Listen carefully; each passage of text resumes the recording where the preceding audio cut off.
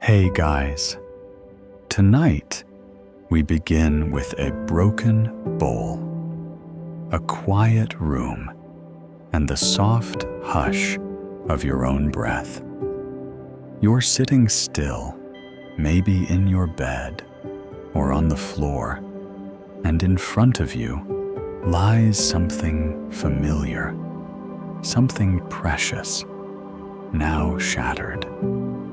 It's a small ceramic bowl, one you've used for tea, for rice, for holding tiny things you never quite needed, but never threw away. And tonight, it slipped. Maybe your hands were tired. Maybe the bowl had a flaw already. Whatever the reason, it's in pieces. Now, outside, the wind sighs. Like a story, it's told too many times. The moon presses its pale light through your window. It feels like everything has paused. You sit beside the pieces, blinking slowly. No panic, no rush to clean up. Just this moment, and the realization that nothing ever stays whole. You probably won't survive this. Not in the way you imagine survival. Because every moment, something slips away. Youth breath, identity, comfort, certainty. The trick is, we never really lose anything. We just forget how to see what remains. So before you get comfortable, take a moment to like the video and subscribe, but only if you genuinely enjoy what I do here. And let me know where you're listening from and what time it is there. I love imagining all of us breathing together across time zones. Now dim the lights, maybe turn on a fan for that soft background hum, and let's ease into tonight's journey together. You stare at the broken bowl. It's almost funny how a small thing breaking can feel so loud. But the room is quiet. Nothing screams. The bowl just is, in pieces, yet somehow peaceful. You're surprised by your own stillness. It reminds you of a story, soft, small, but powerful. A child once brought a cracked cup to a Zen master. It broke. She whispered, tears in her eyes. The master took the pieces, turned them gently in his hands, and said nothing. He brought out a tiny brush and began applying lacquer mixed with powdered gold to the edges. "It's more beautiful now," he said after a long while, "because it's been broken." You don't need to fix the bowl right now. You don't need to throw it away. Just look at it. It's still here, still yours. And maybe, just maybe, this is what peace looks like. Not perfection, but presence. The Buddha once said, "All conditioned things are impermanent. When one sees this with wisdom, one turns away from suffering." You repeat that softly in your mind, like a lullaby. Impermanence, wisdom, peace. The soft clink of a piece against the floor echoes like a bell. And in that sound, there's clarity. No sadness, just truth. You breathe in, you breathe out. You're not trying to change anything. That's the practice. There's an old parable about a master potter in a mountain village. Each year, she made a single bowl, not dozens, just one. She would shape it carefully, dry it in the sun, and fire it in a kiln fueled with pine needles. But every year, just before selling it, she would take a small stick and scratch a line into the glaze, a single flaw. When asked why, she replied, "Perfection is the enemy of beauty, and beauty doesn't need protection." You think about all the ways you've tried to protect yourself from heartbreak, from loss, from change. But what if none of those things are enemies? What if they're part of your gold-filled cracks? You gently touch one of the bowl's larger pieces. It's cool, smooth at the edges, almost soft in the moonlight. Your reflection swims across its curve, distorted, incomplete, yet somehow more real than the mirror. You wonder, is letting go truly a loss? Or is it the first step into deeper connection, into freedom? The broken bowl doesn't answer. It just exists. Silent, luminous, holding the quiet in its curves. Like your breath, like your thoughts. When you stop chasing them, you're not fixing anything tonight. You're learning to sit with what is. That's harder. That's wiser. That's peace. You lean closer to the pieces, knees bent, hands resting on your thighs. The floor is cool beneath you, and the hush in the room deepens. It's strange how much there is to see in something broken. Each shard of the bowl holds a memory. Meals alone, with just your thoughts. Warm hands around warm tea.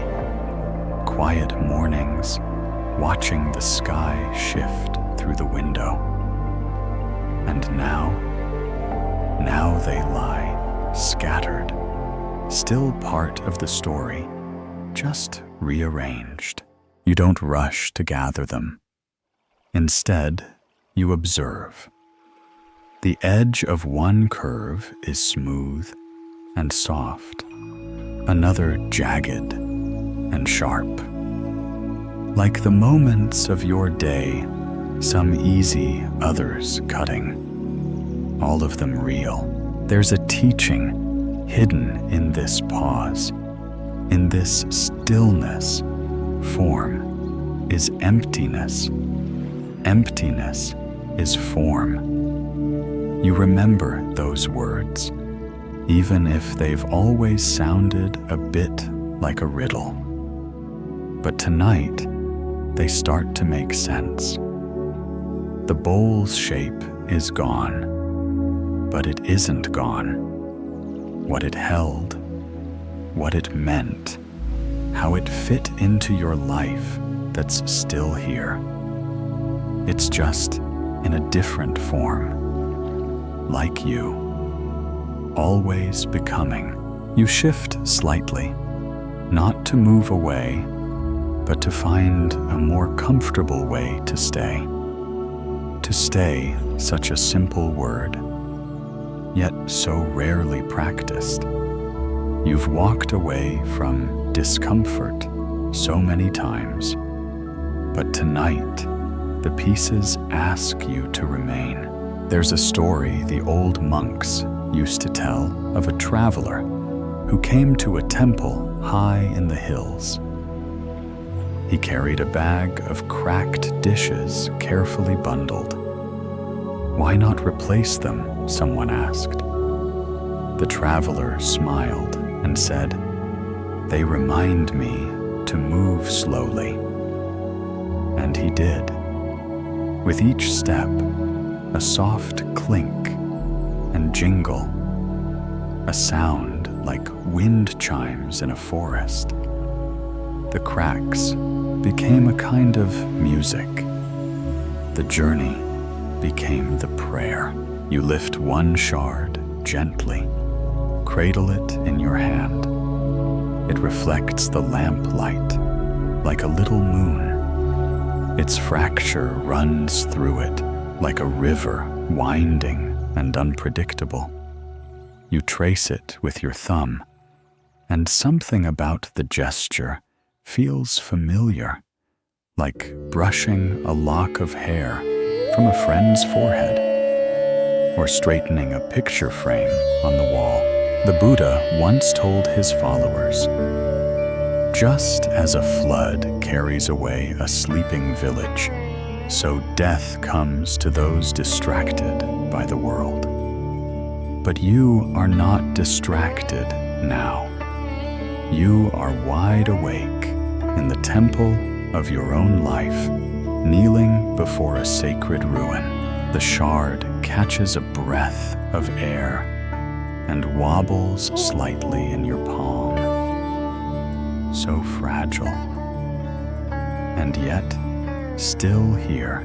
Sometimes we think things have to be whole to be real, that a plan needs to work out, that a relationship needs to last, that a version of ourselves has to survive every twist in the road. But maybe the truth is softer than that. Maybe things break to reveal how deeply they mattered, how deeply they still matter. And maybe you don't need to fix everything to find peace. Maybe you just need to see the scent of old incense still lingers faintly in the room. Not from tonight, but from many nights before. It's soaked into the wall, the rug, the quiet, just like your presence. The way you live becomes part of the space around you, long after the flame has gone out. The broken pieces don't ask anything of you. They don't need to be resolved. They just need to be witnessed. And in doing that, you offer them dignity. You offer yourself dignity, not in achievement, but in awareness. Isn't that the heart of it? To offer presence, not solutions. There's a tale from Tibet, soft and old as dust, about a stone mason who dropped his favorite chisel. It cracked in half. Devastated, he carried the pieces for weeks, hoping for a sign. One night, a dream came. In it, the Buddha appeared and said only, "Break again what is already broken." The mason awoke, confused but curious. He tapped the two halves of the chisel together, and they split into many more fragments. Inside the metal, hidden for years, was a sliver of gold, just enough to craft a ring. You wonder, what's hidden inside your brokenness? Could there be something shining inside? The things you've tried to hold together. You place the shard gently back down, letting it rest beside its siblings. You don't try to force a reunion. Not yet. You just let them be near each other, like people at a gathering who've grown apart but still want to share a room. Outside, a branch taps against the glass. A soft knock, like someone checking in. You smile a little. Even the trees are keeping you company tonight. You stretch your spine slightly, not stiffly, but like a reed unfolding. No rush, no need to change posture unless the body asks. You listen inward like a caretaker, like someone tending a quiet garden. And in that, listening, another question floats up. If nothing stays, then what do we hold on to? Maybe the answer is nothing. Maybe it's everything. Maybe it's just this breath rising and falling like a small tide, endlessly returning. The pieces of the bowl still glint in the low light. They're no longer just fragments. They're moments, memories, teachings. Like little teachers scattered across your floor, waiting patiently, asking nothing, offering only presence. You inhale softly, exhale slowly. A breath that doesn't fix anything, but also doesn't need to. You let your hand rest beside the bowl's fragments, not touching them. Now, just close, like you're sitting beside a friend who doesn't need advice. Only quiet company. There's something profound in that silence, the way it holds you, without demanding anything back. The edge of the largest piece catches the moonlight again, and this time you see it differently. Less like a wound, more like a line of possibility. You recall the story of kintsugi, the Japanese art of repairing broken pottery with gold, not to hide the damage, but to highlight it, to honor it. A bowl once broken, once forgotten, comes back to life in the hands of someone who sees beauty in the breaking. Liquid gold seeps through the cracks, making them shine. The bowl doesn't become what it was. It becomes something new, something honest, something resilient, not in spite of the cracks, but because of them. You breathe in, thinking of the times you've tried to glue things back together invisibly. Relationships where you pretended nothing was wrong. A version of yourself you wore like a mask, trying so hard to be smooth, seamless, untouched. But what if those scars are not flaws? What if they're your gold? There's a Zen poem that drifts into your mind like incense smoke. Though the wind blows terribly, here the moonlight also leaks between the roof planks of this ruined house. The moonlight is still here, even in the brokenness. Especially in the brokenness, a story flickers up from the recesses of memory, told to you once by a quiet teacher in a room scented with sandalwood and thyme. A young boy broke a family heirloom, a delicate porcelain vase passed down through generations. Terrified, he hid the pieces under his bed. Months passed, Then, one night, his grandmother came to tuck him in. She looked under the bed, saw the hidden shards, and said only, "You kept the truth. That's all I ask." Later, she taught him to mix the resin and the gold powder. Together, they rebuilt the vase, not perfectly, but beautifully. Now, she whispered, "It's part of our story." You look at the bowl again. Maybe it's waiting for your story too. Not a restoration of the past, but a reimagining of the present. The Buddha once said, "With our thoughts, we make the world." You whisper that to yourself, like a thread through the dark. With our thoughts, we make the world. What kind of world are you shaping tonight? As you sit with a broken bowl, there's a softness in your chest. Not sadness exactly, but openness, like a window, slightly ajar. The kind of feeling you get when you watch someone you love laugh without knowing you're watching. You lean back just a little, propped on one arm, letting your eyes wander the room.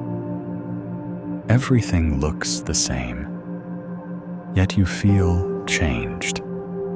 Not dramatically, just a gentle shift in the current. There's a tale that drifts in with your breath, a quiet one from an old mountain monastery.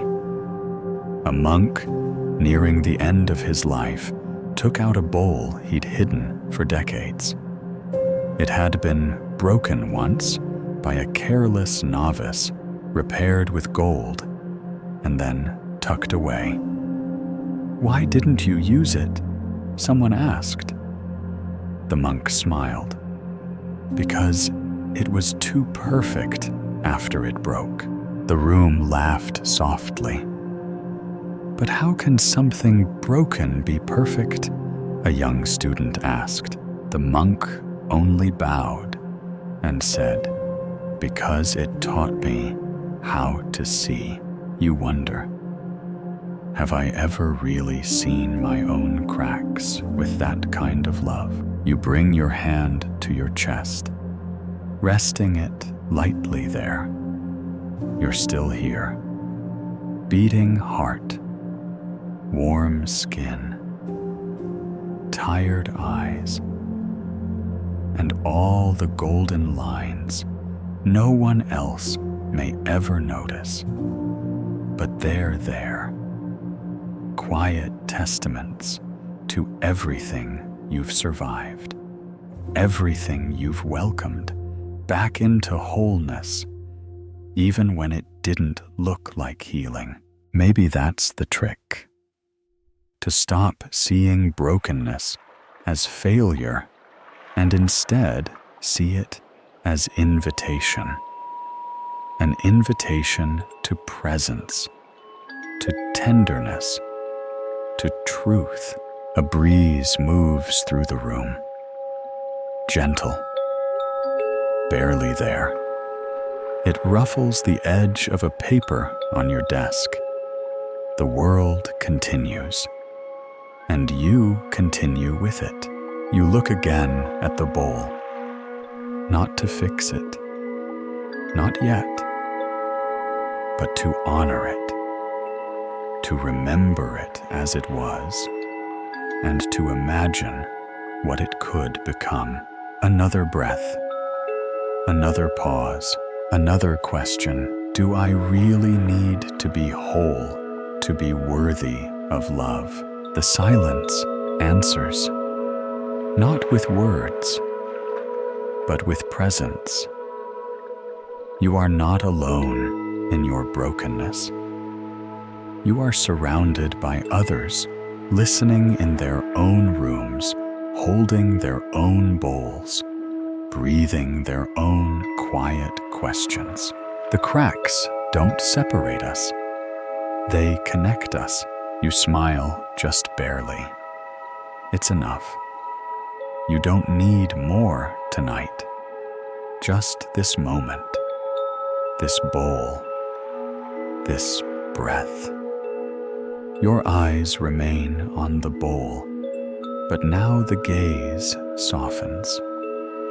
You're no longer trying to understand it or analyze what happened. You're just with it, just sitting, breathing, witnessing.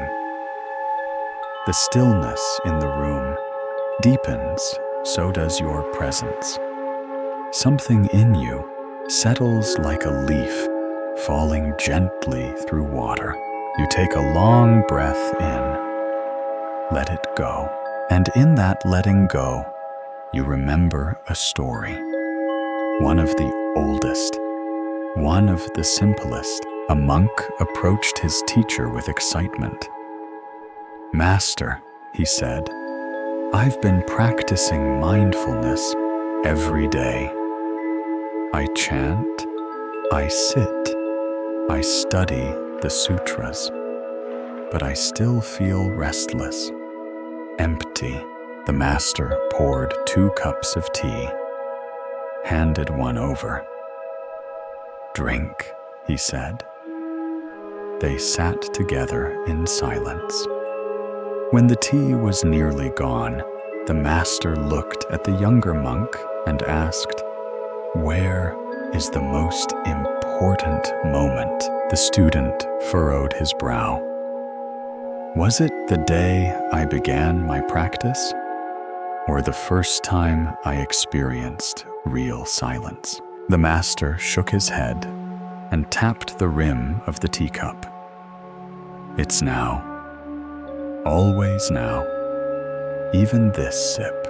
You lift your gaze to the corner of your room. Shadows pool like ink around your bookshelf, your chair, your slippers half tucked under the bed.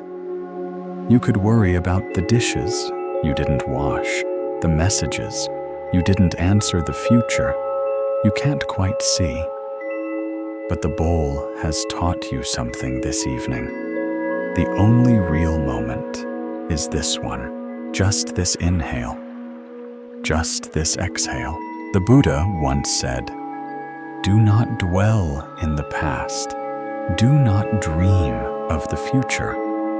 Concentrate the mind on the present moment." A gentle directive, not a command, but an offering, an invitation to return to the only place where peace actually lives. You reach for a sip of water from your bedside glass.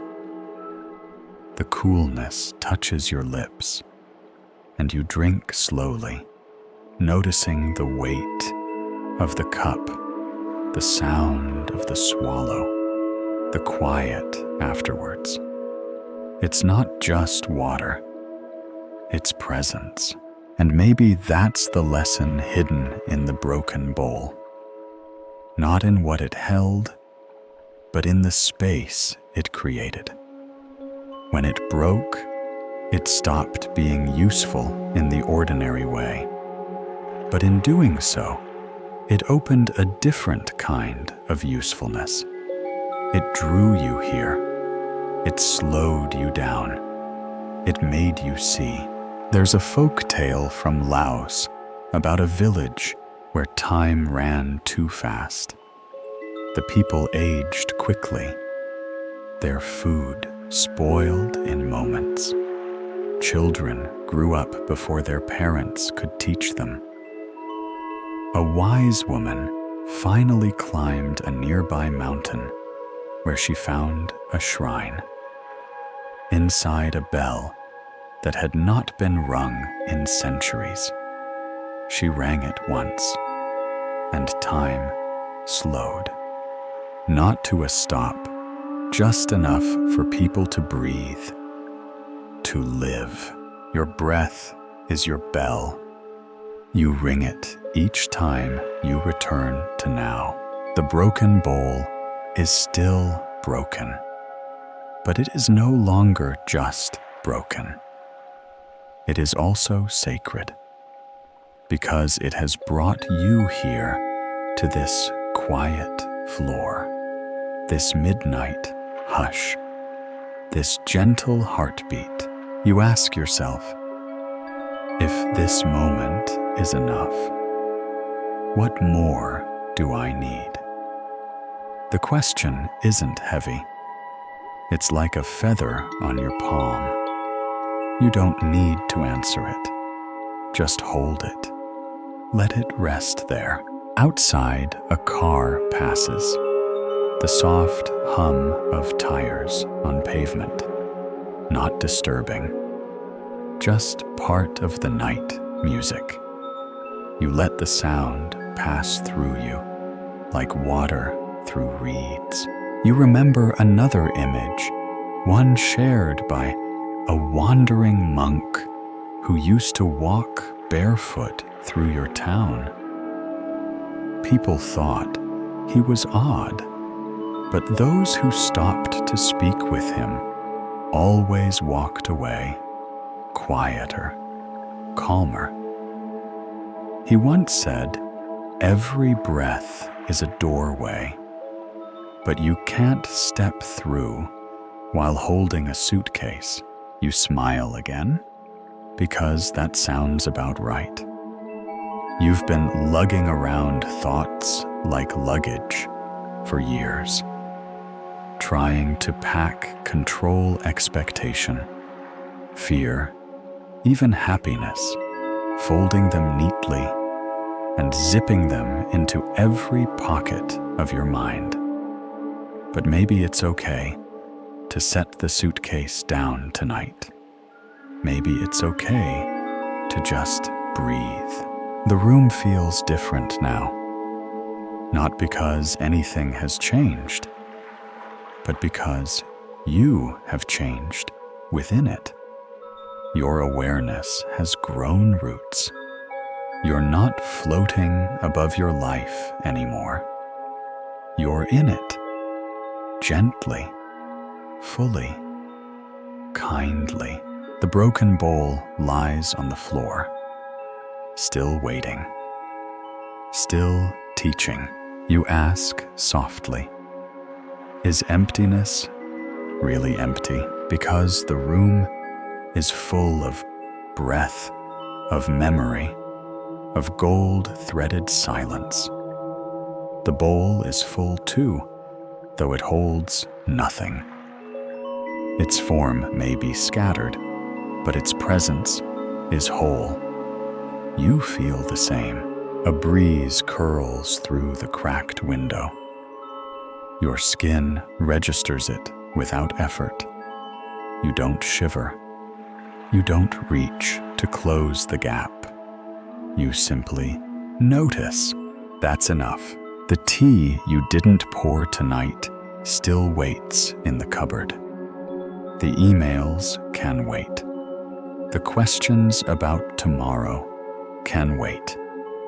Right now, you're here, with a bowl that broke and a breath that stayed.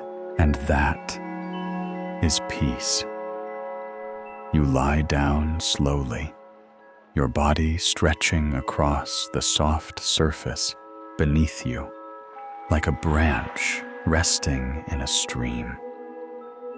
Your eyes close, but the image of the broken bowl lingers in your mind, not sharp or sorrowful, just present, like the afterglow of a candle recently snuffed. You feel no urgency to fix it. Instead, you allow it to exist as it is. That's the miracle of stillness it teaches, without asking anything in return. Your breath becomes the room's rhythm, steady, patient, unfolding. Inhale and exhale, like waves brushing the shore of your awareness. You remember the tale of the master with the empty palm. He was famous, though he didn't want to be. Disciples traveled from far-off lands just to see him, to ask impossible questions. One day, a wealthy man arrived, bowing deeply, and placed a gold coin in the master's hand.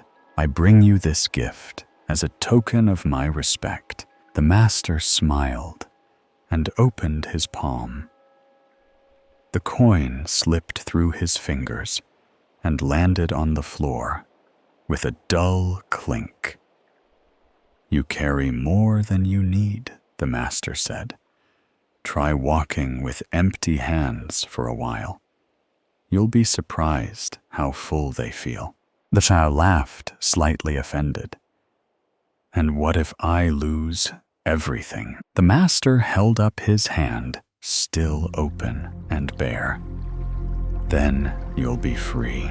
You roll onto your side, hand tucked beneath your cheek. You think about everything you've tried to carry. Expectations, regret, guilt, even love sometimes, when it felt too heavy to hold. And now, here you are, slowly unclenching finger by finger. The Buddha once taught, attachment is the root of suffering. And for years, you heard that as a warning. Tonight, it sounds like compassion, not a threat, but a whisper. You don't have to hold on so tightly. Letting go doesn't mean giving up. It means opening, like a flower to rain, like a bowl to tea.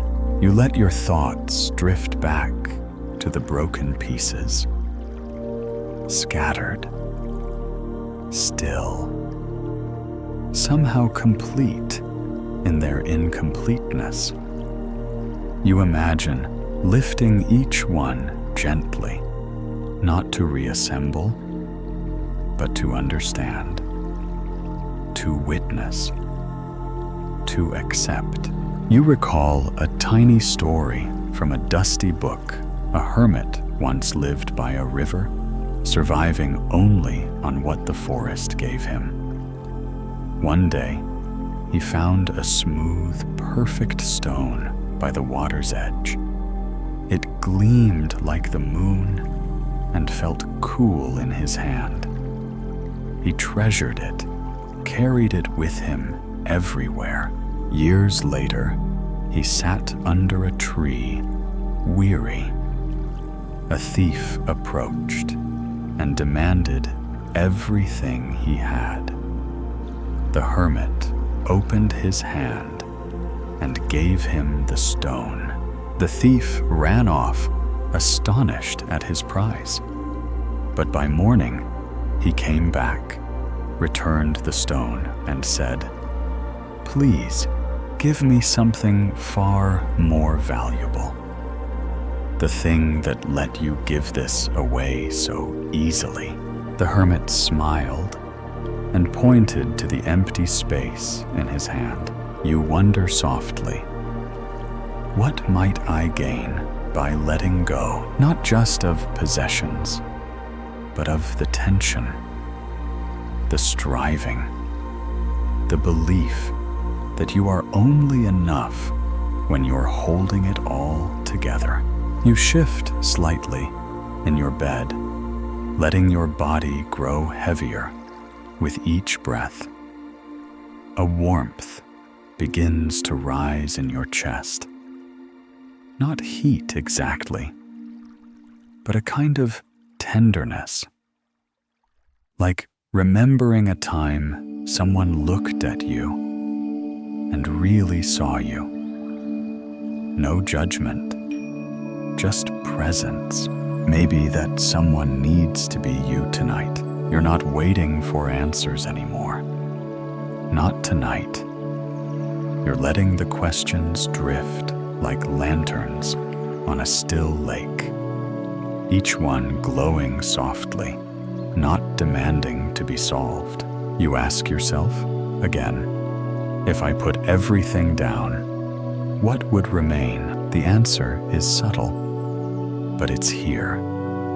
Your breath, your awareness, your capacity to love. Nothing extravagant, but deeply, unshakably enough. You open your eyes just a little and let them adjust to the dim room. Shapes emerge in the soft light. A blanket corner, a flicker of the curtain, the quiet shine of something on your shelf. It's amazing how beautiful things are when you're not asking them to change. The broken bowl sits nearby. You can't see it clearly anymore, but that's okay. It doesn't need to be visible to be real. Like grief, like growth, like grace. In that twilight space between waking and dreaming, another image visits you. A child holding a cracked lantern on a mountain path. Wind whistles, and the flame inside flickers. A stranger kneels beside the child and shields the flame with cupped hands. You don't need to fix the lantern, the stranger says. You just need to protect the light.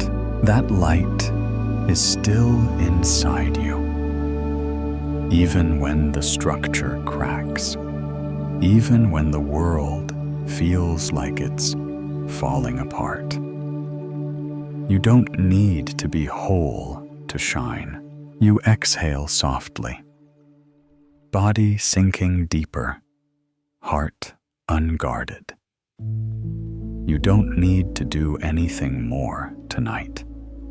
Just lie here. Just be here.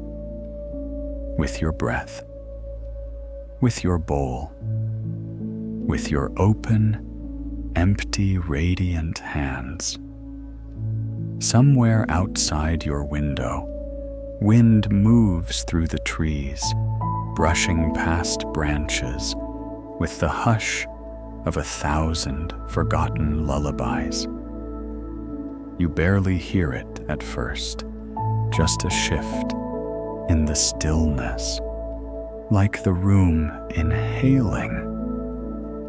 Then it comes again, soft and slow, weaving through the night, like an old friend checking in.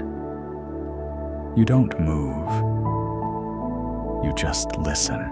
There on the shelf, across the room, a streak of moonlight has found its way through the blinds. It lands on the edge of a small wooden box, the one you haven't opened in a while. Next to it, a feather you found years ago, a stack of books you meant to finish, a dried flower still pressed between pages.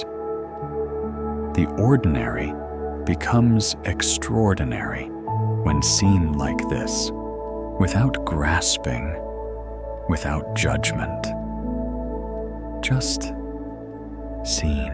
You remember the tale of the master and the mirror. He told his students, "The mind is like a mirror. It reflects what's before it.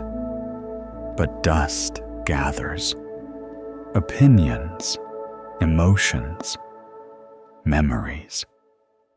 We start thinking the dust is the mirror." One student, eager to prove his diligence, declared, "I will polish mine daily until it shines like the sun." The master only smiled and said, "But what if the mirror was never dusty? What if you stopped polishing and simply looked. The shelf, the moonlight, the air, they're not asking to be understood. They're just there, not reaching for your attention, yet receiving it fully.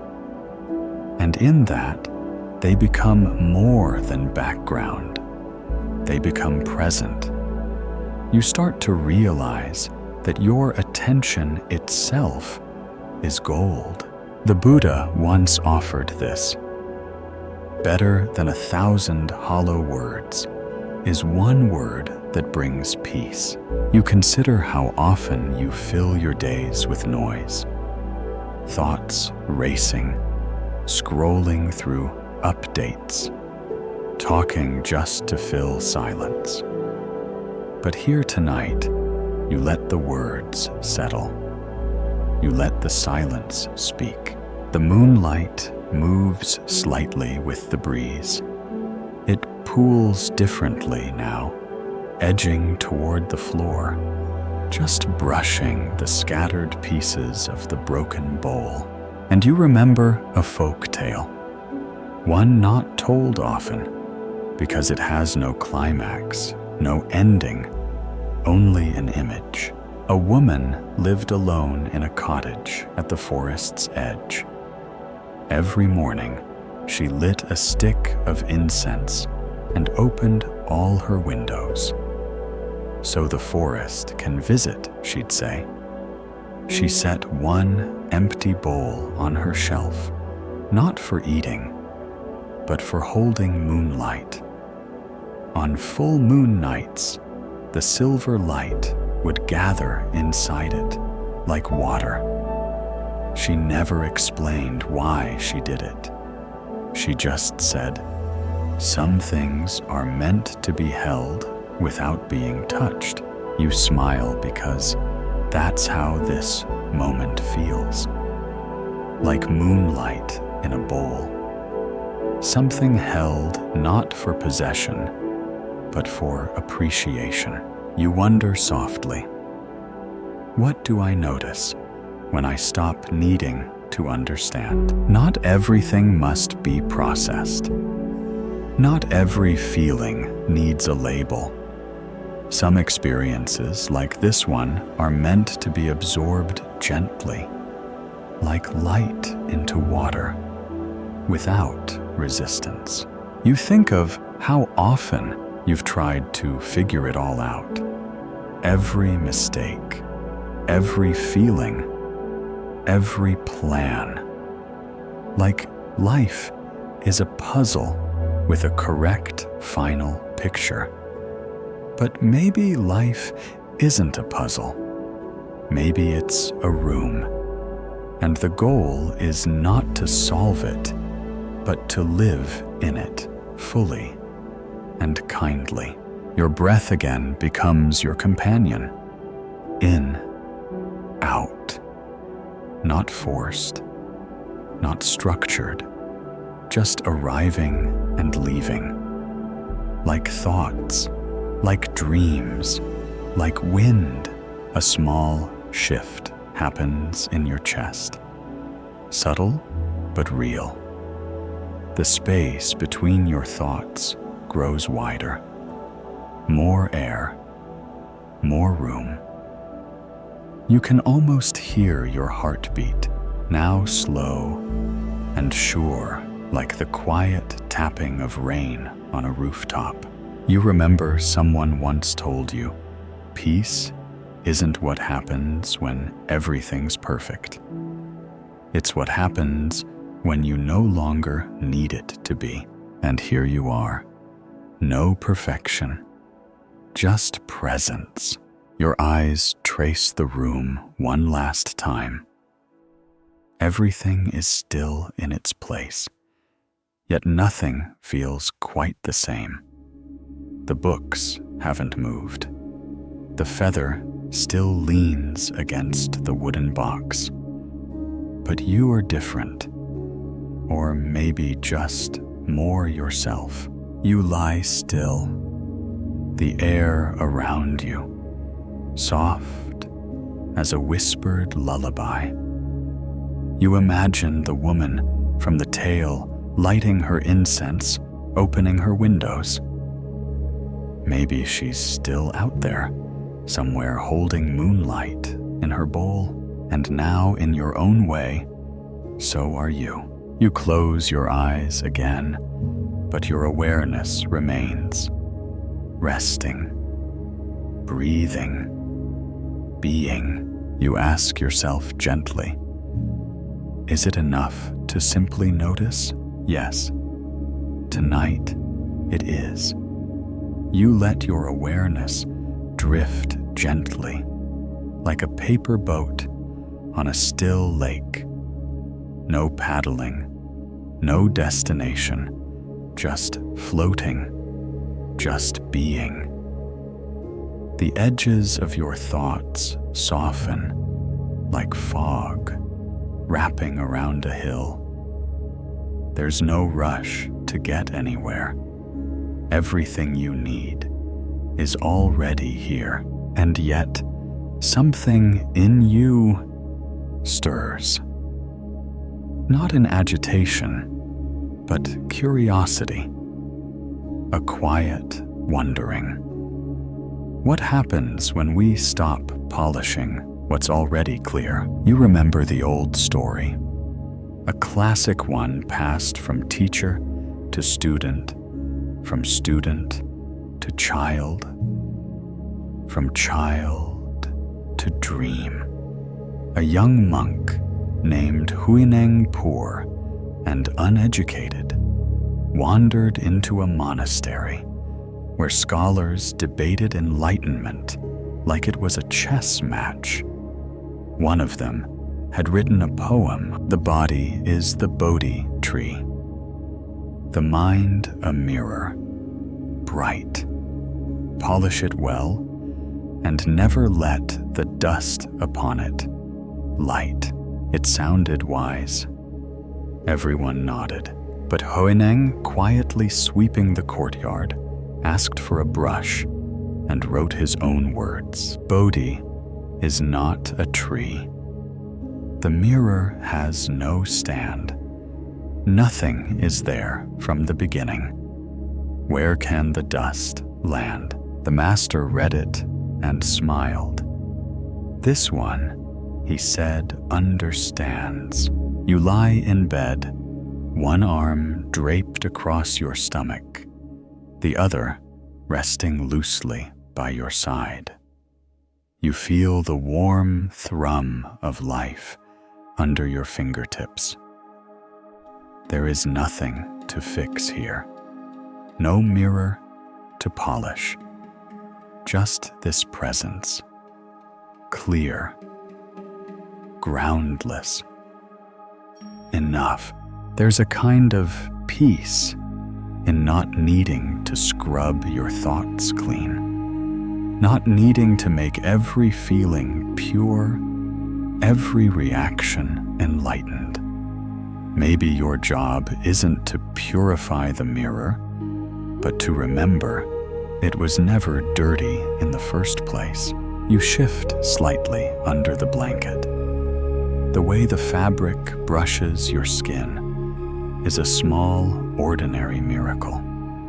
Sensation alive. And you didn't have to earn it. It just arrived. The Buddha once said, "If with a pure mind a person speaks or acts, happiness follows them like a never-departing shadow. Not a forced purity, not perfection, just presence, just the kind of mind that notices without clinging, speaks without harm, acts without demand." You think of the mirror again, not the metaphorical one now, but the one in your room. You barely glance at it most days, just enough to check if your clothes match or your hair's doing something regrettable. But what if the mirror could reflect more than appearance? What if it could reflect your seeing, your being? There's an old folk tale rarely told because it ends with no lesson, only a question. A village had a mirror in its square, large and curved, like the surface of a pond. People would come not to admire themselves, but to speak to the mirror. They believed it listened, whispered truths back in silence. One day, a traveler asked, "Why do you all speak to something that doesn't reply?" An elder smiled. "Because it shows us what we're not ready to say aloud." You wonder, what would your mirror say tonight if it could speak in silence? Maybe nothing more than, "You are enough." You inhale, and there it is again, that tiny hum of life, that reminder that breath is the first and final teacher. You don't need to polish yourself into stillness. You only need to see that stillness is already within you, waiting, not buried, just overlooked. You begin to imagine your thoughts as clouds, not the heavy, thunderous kind, but the light, wandering sort. They move across the sky of your mind, and you don't chase them. You don't categorize them. You just let them pass. Anger. There it goes, soft and gray. Regret. A little puff trailing off at the edges. Hope. A golden one drifting slower than the rest. You don't cling to the golden ones. You don't swat the darker ones away. The sky remains unchanged. The sky is always the sky, and tonight, so are you. The broken bowl hasn't left your mind. It's not heavy there, just resting on a shelf in your awareness. You see it again, its cracks, its shape no longer intact, but no less beautiful. It doesn't reflect your failure. It reflects your life. Unscripted, unforced, understood. You ask softly into the quiet, "What am I polishing that was never dusty?" The question lands like a feather. No echo, just stillness. Your chest rises and falls. The warmth of your body beneath the blanket is a kind of answer in itself. You are not a problem to be solved. You are a person to be held, gently, kindly, not improved, just witnessed. Outside, the wind shifts again. It catches the edge of something, a leaf maybe, and carries it down the street. You imagine it drifting like a little traveler destination, unknown, fully at peace with that. Like you tonight, no effort, no striving, just the gentle return to what's always been here. Your breath, your presence, your untarnished, already complete self. You lie there, your breathing soft, each inhale a quiet tide rising, each exhale the slow retreat of the sea. The room has gone still, but your awareness flows smooth and patient. In your mind's eye, the bowl remains nearby, gently illuminated by moonlight. Its brokenness no longer sharp. Now, it feels like a doorway. You imagine placing a single drop of tea into one of the fragments. Just one. It gathers into a tiny well of amber. The way it glows makes it seem like more than just liquid. Its presence distilled, entirely itself, entirely enough. And just like that, you remember the story of the traveler with the ladle. He walked for years across plains and through snow, through marketplaces and mountaintops. He carried no bags, only a single wooden ladle. When he stopped at rivers or streams, he scooped just one ladle of water and drank it slowly, eyes closed, savoring every drop. People mocked him. Why not carry a flask? Why not drink more? He smiled and said, "One ladle holds the whole river. If I taste that well, what more do I need?" You shift in bed, your hand resting on your belly, feeling the slow rhythm beneath your skin. There's something comforting about knowing that simplicity can be fullness. That one breath, one drop, one moment can be complete. The Buddha once said, "A single moment of mindfulness is greater than 100 years lived without awareness." You whisper that to yourself, not as a mantra, but as a quiet truth, like dew resting on a blade of grass, needing no explanation. One drop. How many things have you rushed through today? Meals eaten while scrolling, conversations half heard, moments smudged into one long blur. And yet, here you are, taking one drop of attention and letting it spread through your whole being. You return to that little, imagined pool of tea in the broken shard. You watch it ripple slightly, not from motion, but from memory. And with it comes a tale, this one half forgotten, almost a dream.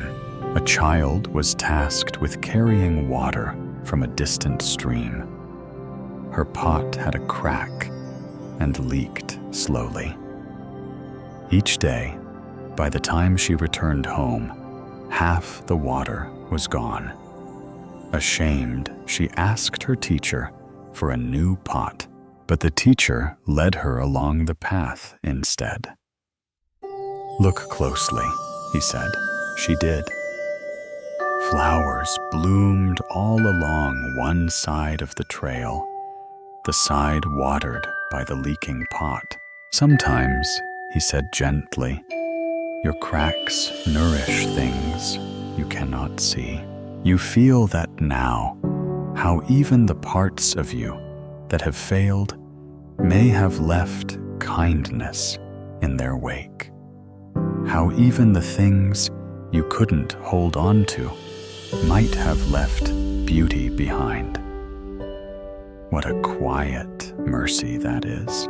You ask yourself, have I mistaken what is leaking for what is lost? You breathe in again, that one drop of breath, so small, and yet it stretches wide inside you, like light unfurling across a darkened room. You think of the ways you've tried to collect moments, photographs, notes, souvenirs, digital files. But tonight, you need only one. This one. This exact moment. You're not saving it. You're not labeling it. You're just living it. There's an old phrase the forest monks say when they wake this breath fresh as the first, not the 100th, not the best, just the first. Always new. Always enough. You feel a smile forming, not big, not bright, just soft. A smile like moss on stone. A smile like moonlight in water. It doesn't ask to be seen. It simply is.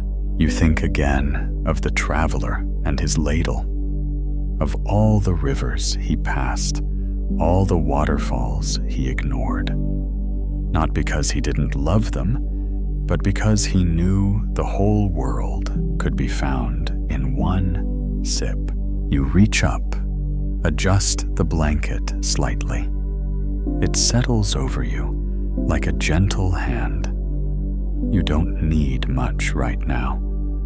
Not answers, not plans, just stillness. Just this and a question, like a petal drifting down. Can I trust that one moment is enough? You let it fall. You don't chase it. The answer may never be a word. It may be something quieter, something like peace, something like this breath. The tea in your imagined bowl has cooled, but it hasn't disappeared. It remains serene, untouched. A whole river held in a drop, and you are no different. Silence wraps around you like a soft shawl, woven from darkness and breath. You lie still, the gentle rhythm of your inhale and exhale grounding you in the quiet. The bowl's pieces haven't moved yet. Somehow they seem more whole than before. Not assembled, not re-glued, just honored, just witnessed, and then a sound, not sharp or startling, just the echo of something no longer there. It's like a bell that was struck long ago, whose ring has faded into the bones of the room. You don't hear the bell. You hear what remains. You know that feeling. The lingering hush after a goodbye. The warmth in your palms after holding someone's hand. The ache in your chest after a laugh that came too fast to be held. There's a story of a monk who walked through a temple garden every morning at dawn. He would pause by a great bronze bell and touch it lightly, not to ring it, but to feel the cool metal beneath his fingers. "Why don't you strike?" someone asked one day. He smiled and replied, "The bell has already rung in my bones. I am just listening now." You close your eyes and imagine that same bell, towering, silent, full of sound. You press your awareness against it, not to make noise, but to feel its echo moving through you. The Buddha once said, "In the hearing, just the hearing. In the seeing, just the seeing." A call to simplicity, to awareness stripped of story. You don't need to turn every moment into meaning. Sometimes a sound is just a sound, and its echo is still a blessing. You think about the sounds that stay with you, a loved one's laugh now far away, the rustle of pages turning in a quiet room, the soft tap of rain on a window you once fell asleep beside, each one a bell, and you, the quiet that followed. There's a lesser-known tale from the forests of Sri Lanka of a child who couldn't speak, but who listened so deeply that the animals came to sit near her. She'd sit still for hours, hearing things no one else could. "What do you hear?" her brother once asked. She touched her chest and whispered, "The sound after the birds stop singing. You understand now." The most sacred sounds are often the ones that come after, when everything else has fallen away. You breathe in, and then out, and then wait. There. That pause. That's the sound of being. You remember now how often you've filled silences with words, with worry, with scrolling, tapping, reaching, as if stillness was something to be feared, as if silence had teeth. But tonight, you're learning different. Silence is not emptiness. It is presence refined, like a pond so still it reflects the stars without distortion, like a room that's heard so much laughter it hums even when no one speaks. You ask yourself gently, what does the silence know that I don't? Maybe it knows that you're whole even when you feel scattered, that your value doesn't disappear just because your voice is quiet. That peace isn't found in noise, but in your willingness to remain when the sound fades. You shift a little in bed. The sheets whisper beneath you. Even that soft rustle feels sacred now, part of the echo, part of the unfolding. You think again of the bowl. If it were struck now, it would not ring the same way it once did. But perhaps it would still sing differently, deeper, with a tone carved from experience, with a voice that knows the sound of silence intimately. You too are like that bowl. You've been struck. You've been scattered. But you're still singing. Even now, the echo is in your breath, in your memory, in the spaces you've held open for others to rest in, and in the quiet rooms you've learned to inhabit alone. You feel your heart beating, not loud, not dramatic, just steady, like a drum you forgot was playing, like a bell that never stopped ringing. And you ask just once more, can I trust the echo to carry me home? You don't answer. You don't have to. The room does it for you, with its quiet, with its softness, with its endless patience. You let the breath go. You let the thought go. And in their place, the silence expands, full, resonant, alive. You nestle deeper into your blanket warmth, rising gently through your chest like a slow tide. The silence around you isn't empty. It breathes. You can feel it now like a presence beside you, soothing and kind. A kind of companion that doesn't speak but listens endlessly.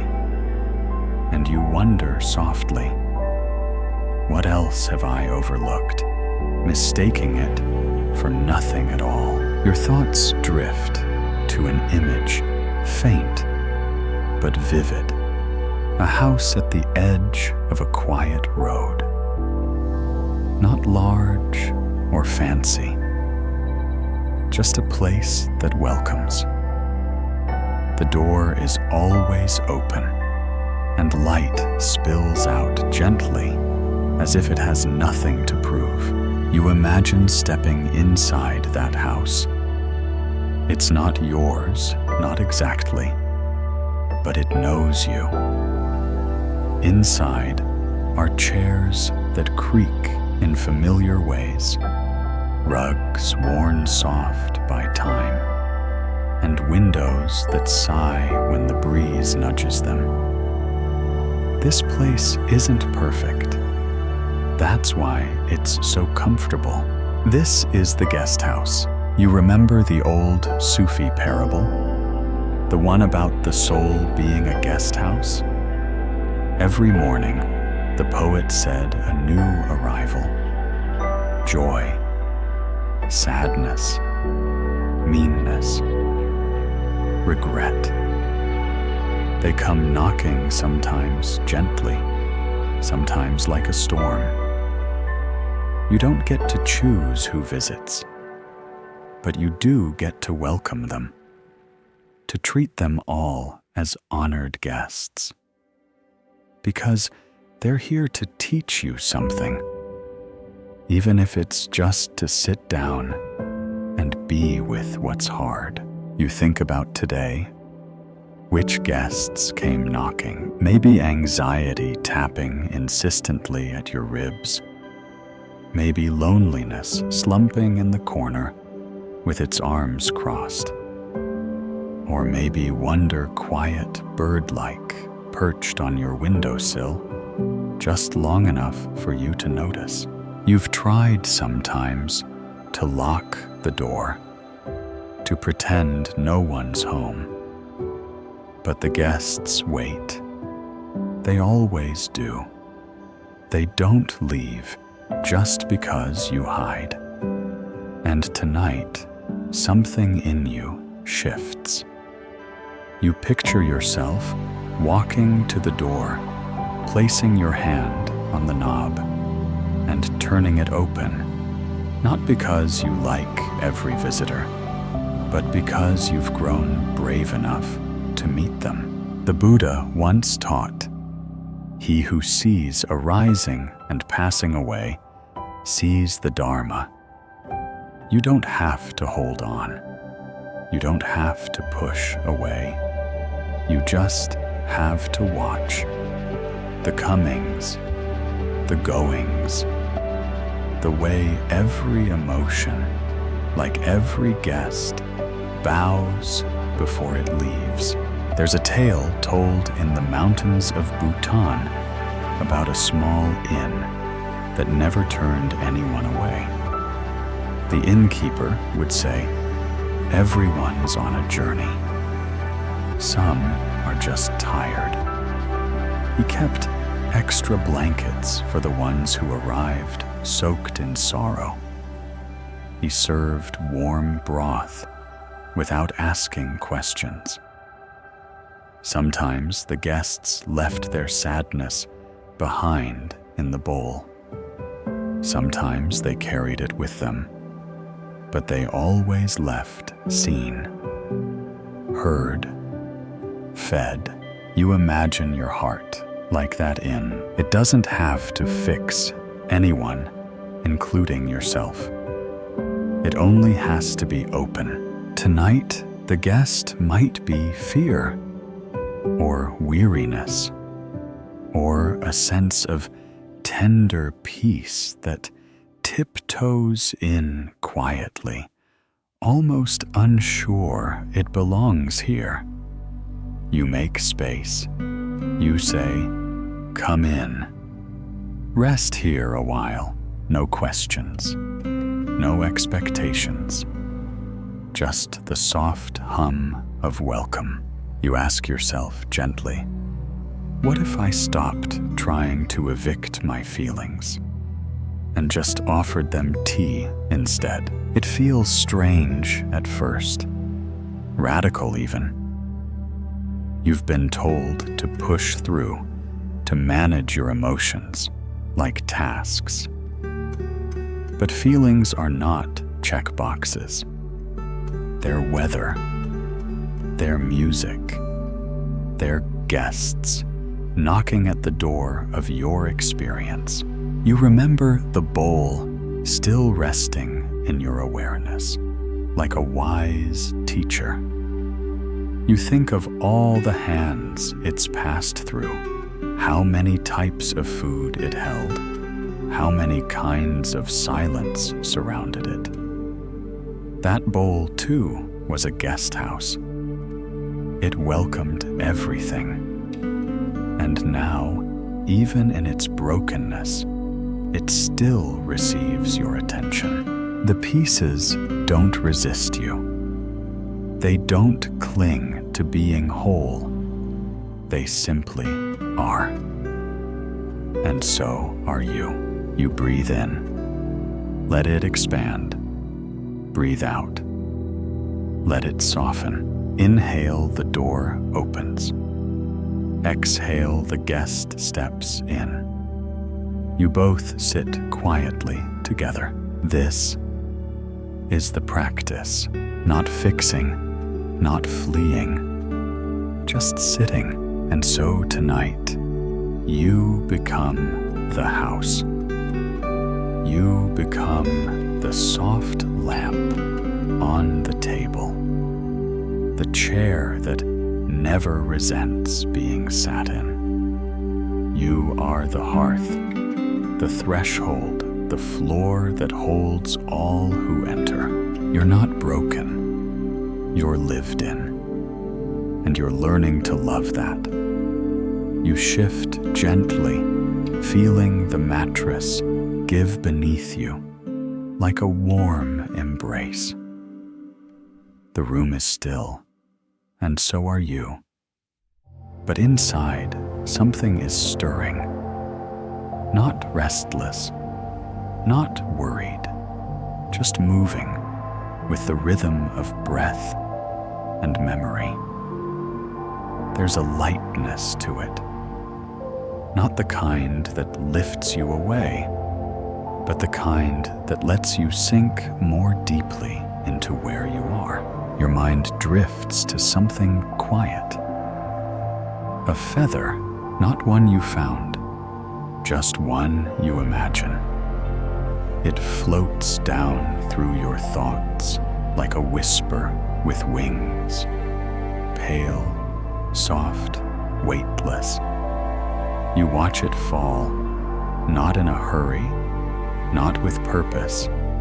It just lands. That's all. And somehow, it's enough. And you think about the burdens you carry. You think about the way even small things grow heavy when held too tightly or for too long. Regret, expectation, the voice in your head that says you should already be somewhere else, someone else.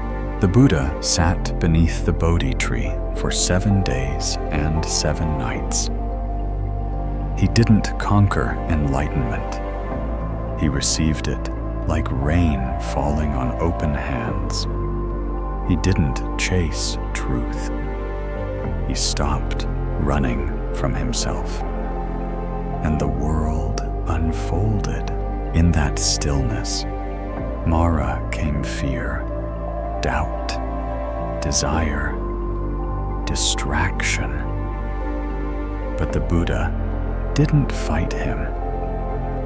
He touched the earth, that's all, one open hand against the ground. And the earth bore witness. This being belongs. This moment is enough. You think about the way you've tried to earn your place in the world. Through effort, performance, perfection. But what if your worth is not something to be proven? What if it's already here, light as a feather, resting just above your heart? There's a tale from the forests of northern Thailand about a boy who wanted to become a monk. But he was too young, too small, too restless. The abbot gave him a task: carry a single feather in your pocket for one moon cycle. Don't lose it. Don't crush it. Just remember, it's there. The boy returned a month later, quieter, calmer. I never forgot it, he said. And the abbot asked. I realized the boy whispered, I was never carrying the feather. The feather was carrying me. You exhale slowly, and the air moves across your skin like a soft breeze through tall grass. There's a sense of lightness in your chest now, where earlier there may have been tension or questions or a quiet ache. You didn't force them away.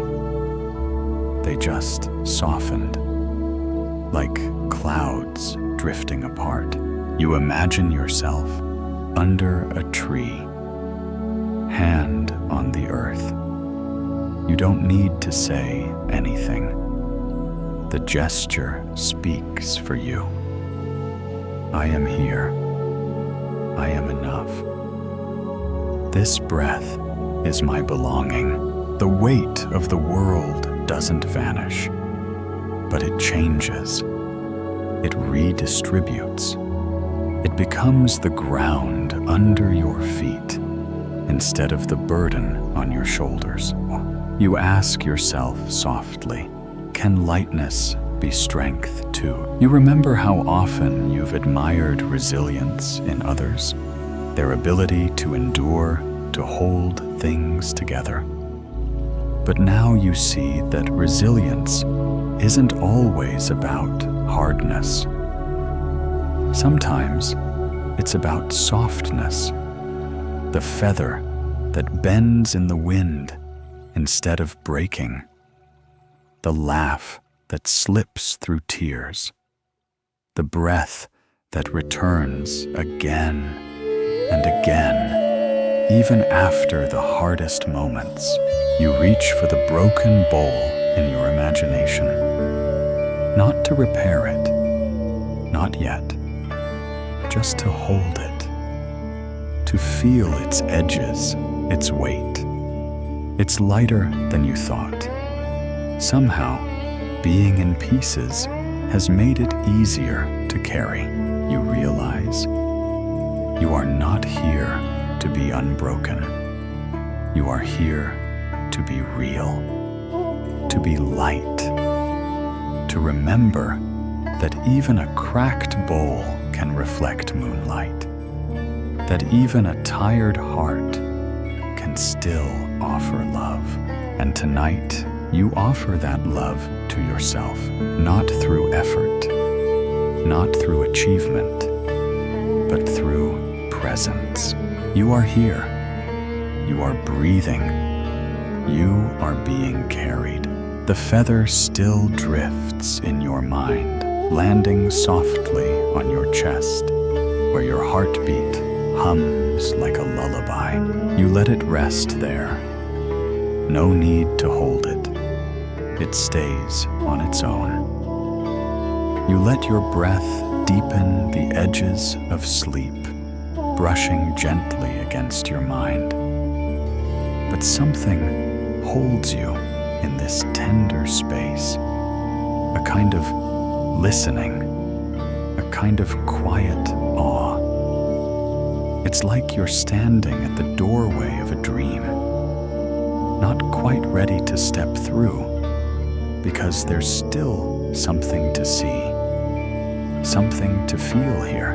You imagine again, the bowl still in its scattered pieces on the floor, touched now by shadow and moonlight. You picture lifting one of the fragments and holding it up, and just for a moment, it catches the moon itself.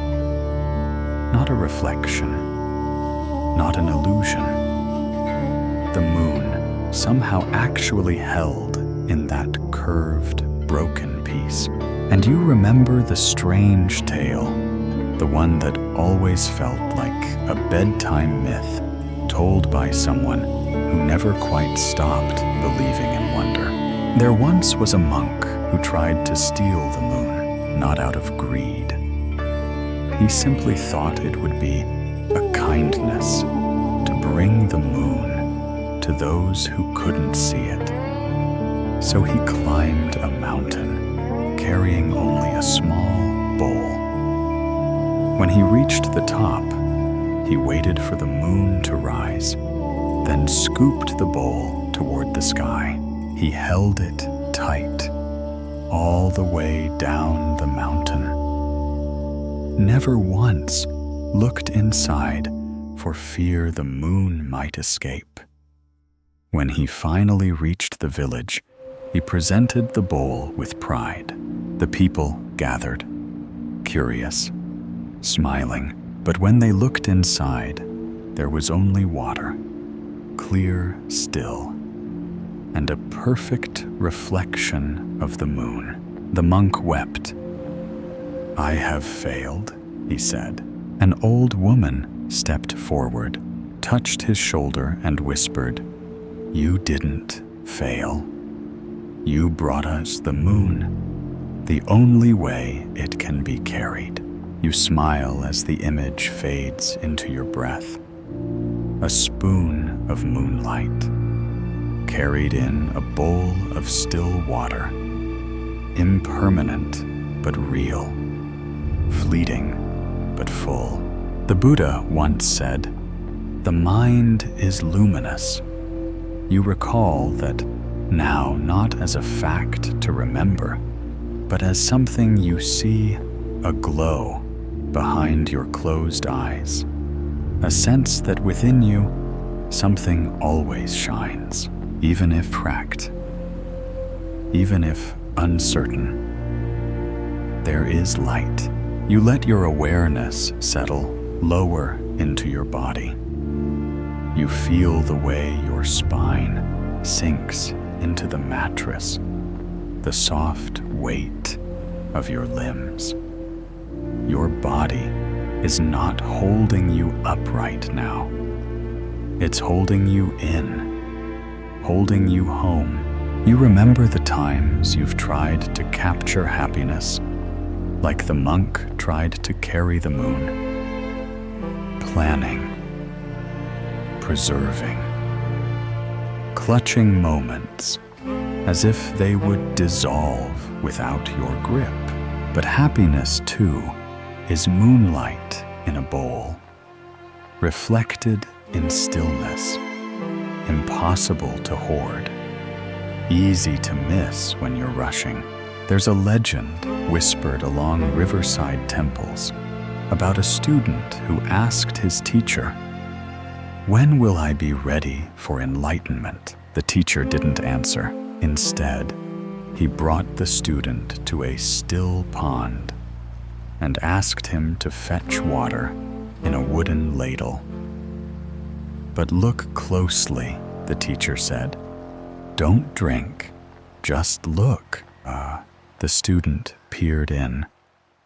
At first, he saw his face, then the clouds, then the stars, then nothing, just water. "I don't understand," he said. You've seen everything the teacher replied, even your confusion. Sometimes the lesson isn't in what you grasp. It's in what you let rest. You inhale again, the air cool and easy. Your body knows how to breathe, even when you're not thinking. Just like the moon knows how to rise, even when no one is watching. You ask yourself gently, have I mistaken reflection for absence? How many times have you looked at your life and thought, this isn't real? This isn't enough. But maybe that was just the surface unsettled.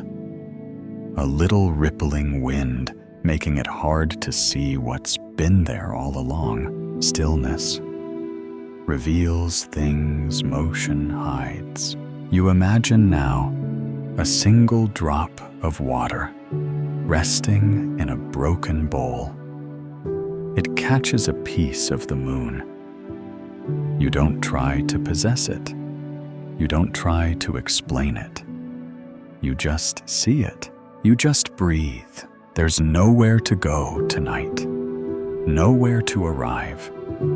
You've already arrived again and again in every breath you've taken since we began. You are holding moonlight, not with your hands, with your stillness. And in this quiet space, the bowl is no longer a thing that broke. It's a thing that taught you how to see. You lie still, the silence around you beginning to feel like its own kind of warmth. A quiet you can lean into, soft and generous. Your breath has become more than breath. It's a thread now, weaving gently through body and thought, connecting you to something larger, something unseen, yet undeniably here. You begin to sense that you're not alone, not in a way that's unsettling. It's the opposite. It's calming, reassuring, like being part of something vast yet tender, like a single star realizing it belongs to the whole sky. You think again of the bowl, not just as an object, not just as a symbol, but as a place, a space where things gather, where things are held, and you realize that's what you are too, a vessel, a space of holding. You recall a story, quiet and strange, about a spider that lived high in the beams of a monastery. The monks rarely noticed her. She spun her web in the same corner every day, weaving with a calm, patient rhythm. One evening, a novice asked the head monk, "Why do you never brush the web away?" The elder smiled. "Because it reminds me." Of what? That we are all connected by threads we cannot see. The novice looked confused. "But what do we do with the web?" The elder whispered, "We learn not to walk through it blindly." You see that now, how each moment has its own thread, each word spoken, each breath taken, each kindness offered even silently. And those threads, subtle, nearly invisible, form something more than individual strands. They form a web of interbeing, a net that catches nothing but connects everything. The Buddha once taught, "When this is, that is. When this ceases, that ceases. The law of dependent origination. But tonight, you feel it not as a philosophy, but as presence. Your breath is linked to the wind outside, your heartbeat to the rhythm of another's somewhere now, the warmth in your room, perhaps a ripple from someone else's small act of love. You begin to wonder, how many people am I holding tonight? Without even knowing it, maybe your stillness is softening someone else's sorrow across the city. Maybe your breath is part of the great exhale the world has been waiting for. You'll never know for sure, but you can feel it, this gentle, luminous thread that connects you to everything. You remember again the broken bowl, and now it feels less like a personal story and more like a shared one. How many bowls have broken across time? How many hearts? And how many were held quietly, gently by someone who didn't try to fix them, only stayed nearby? You imagine your own bowl glowing faintly, not from being mended yet, but simply from being seen. You remember another image, a short story tucked into an old monk's journal. A woman lived alone by the sea, her family gone, her village empty. Each morning, she would rise and throw a small pebble into the waves. When asked why, she said, "So the sea knows I'm still here. And if someone else is out there, they'll feel the ripple." You think about that pebble, those ripples, those threads. You think about how kindness might not always return directly, but it travels, it touches, it gathers. Sometimes far, sometimes quiet, but never wasted. You ask yourself gently, what invisible threads am I weaving tonight? You don't need to answer. You just breathe. Inhale connection, exhale compassion. There's no need to rush into sleep. Just like there's no need to rush into understanding. Everything is unfolding exactly as it should, like the careful work of a spider stringing silken bridges across a beam. And you too are weaving every breath a thread, every thought a strand of presence stretching out to unseen corners. You reach for nothing, and yet you feel held, not by hands, not by certainty, but by the quiet truth that you belong to this world, to this moment, to the infinite, intricate, interwoven witchy of being. The thread is there, always. You're not tangled. You're connected. The night deepens, stretching around you like a soft shawl woven from time and hush. You shift slightly beneath the blanket, not to move away from the moment, but to nestle more deeply into it, like bamboo, bending gently with the wind, never resisting, only yielding.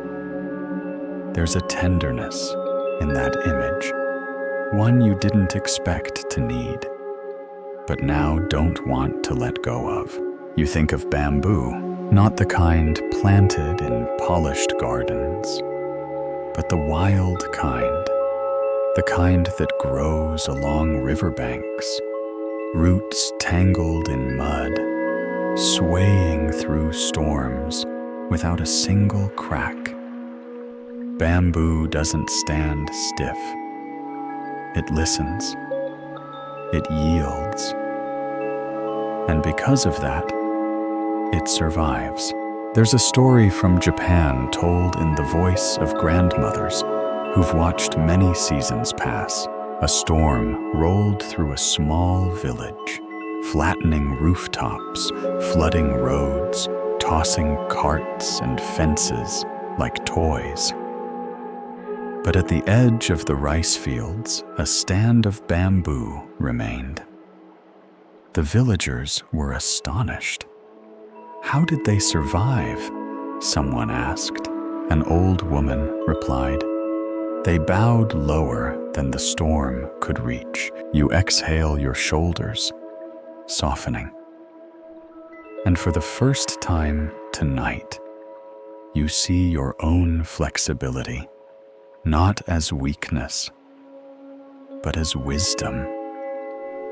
How many times have you tried to stay upright through a storm, to stand tall, when your heart was begging to bend? The Buddha said, "Whatever has the nature to arise will also pass away." You repeat that now in your mind, like a thread being woven through the seams of your breath. Arise, pass away, inhale, exhale. Nothing stays. But neither does anything need to. You imagine yourself as bamboo, now rooted in stillness, but swaying in the wind of thoughts and feelings. You don't break. You don't resist. You move with it all, and in doing so, you remain. There's another story, a quieter one, from the hills of Myanmar. A monk walking through a dense bamboo forest paused during a windstorm. The air howled, branches shook, leaves scattered. But the bamboo, they only danced. He sat down among them, closed his eyes, and whispered, "Teach me." And they did. Not with words, but with movement. You feel that teaching now, not in your thoughts, but in your breath.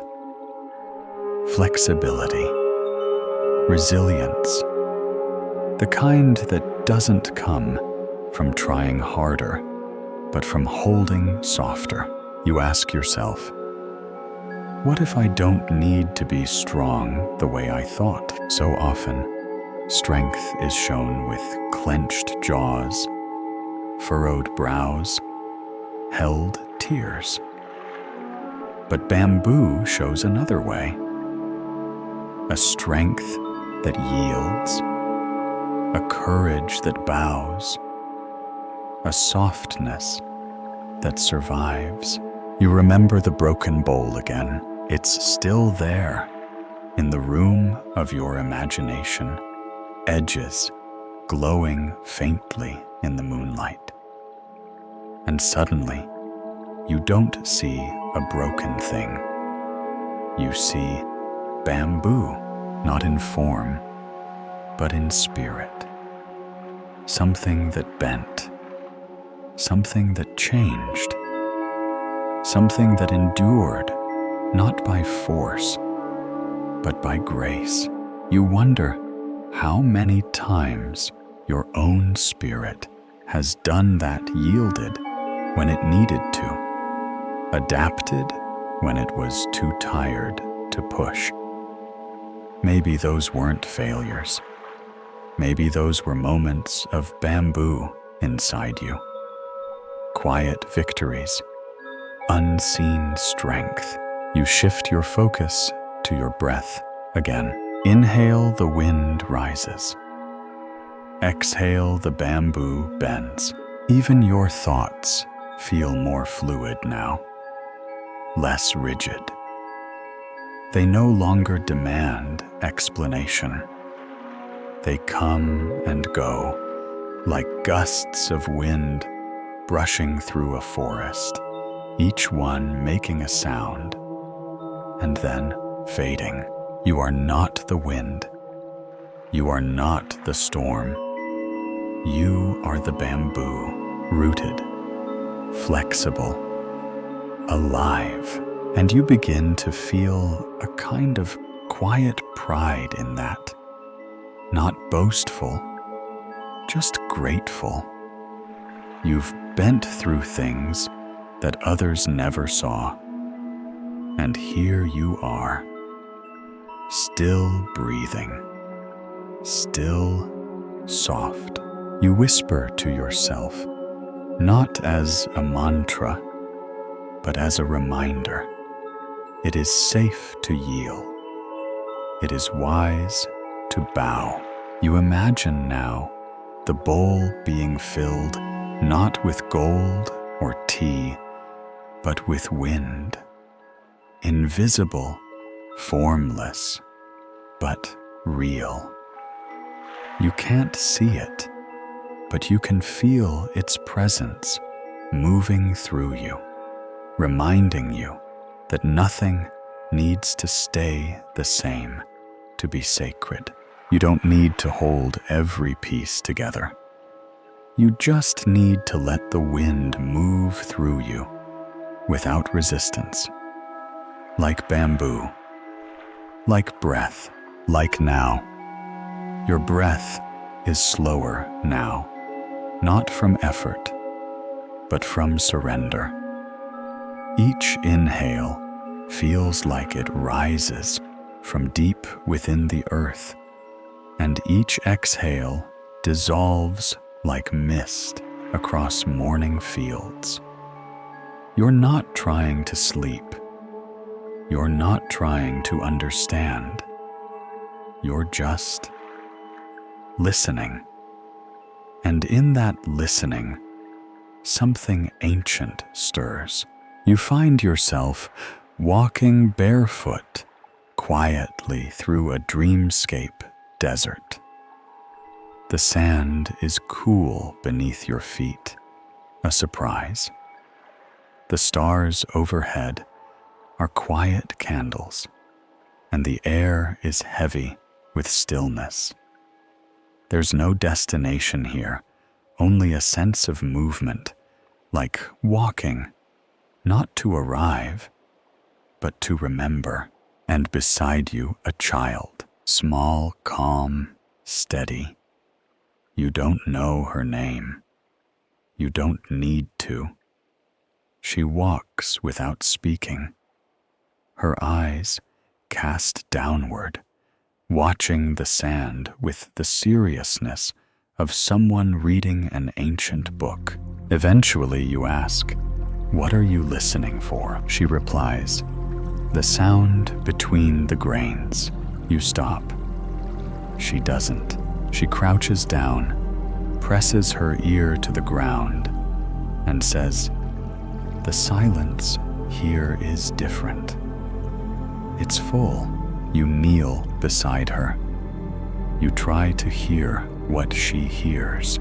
At first, nothing, and then something. Not a voice, not a melody, just a presence. The deep, timeless sound of a world not speaking, but being. You feel it like a vibration in your ribs. Not loud, not sharp, just there. You remember the Buddha's words, "Better than 1,000 words is one that brings peace." You begin to understand that silence isn't the absence of sound. It's the presence of listening. A listening so complete, so open, that even the desert feels heard. You lie back in your bed as if it were the warm sand of that dream desert, and close your eyes. The child's quiet reverence lingers with you, and you think, have I ever really listened to silence? Like that, you recall a folk tale told by desert wanderers in the dunes of Morocco. A man once lost his way during a sandstorm. For 3 days, he walked in circles. His water ran out. His voice became hoarse from calling. He collapsed, exhausted, certain the end had come. But when he stopped screaming, he heard something new. A low hum beneath the wind. It wasn't coming from the sky or the dunes. It was rising from inside him. A hum older than fear. He followed that hum step by step until it led him to an oasis just beyond the next rise. Later, when asked how he survived, he said, "The desert doesn't speak with words. It speaks with patience." You take another breath and realize your own thoughts are quieter now. Not gone, but softened. Like dunes smoothed by night winds, even your worries feel different. Not solved, but settled. Not erased, but seen. And maybe that's what they needed all along. Not answers, just attention. You feel your hand resting on the blanket. It's such a simple thing, but tonight it feels meaningful. Like your body is reminding you, I'm here. I've stayed with you through every storm. I am still listening. You ask yourself, what if silence isn't empty, but full of answers? I've been too loud to hear. The question doesn't demand a reply. It simply hums in your chest like a soft drum. You imagine now a bowl not broken, not whole, just open. Sitting in the desert night, collecting grains of sand, one by one. No rush, no purpose. Just the quiet gathering of what the world offers. You feel like that bowl now, still, receptive, enough, and the child from your dream. She smiles, faintly, walks a little ahead, then disappears.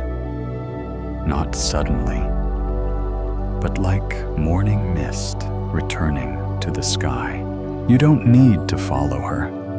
She's left the silence behind for you. It's yours now, and it is rich, and it is kind, and it is deep enough to hold everything you didn't know how to name. You lie quietly and let it hold you. Not the desert, not the bowl, the silence. Your breath rises and falls like a slow tide in the body.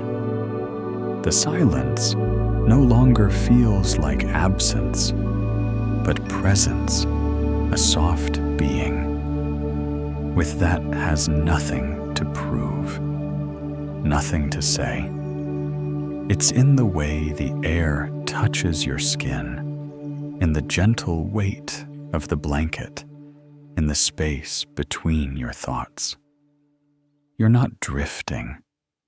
You're resting like a stone at the bottom of a river, still yet worn smooth by every passing current. You begin to think of stones, not the jagged kind, that scrape your palms, but the kind that sit for centuries in streams.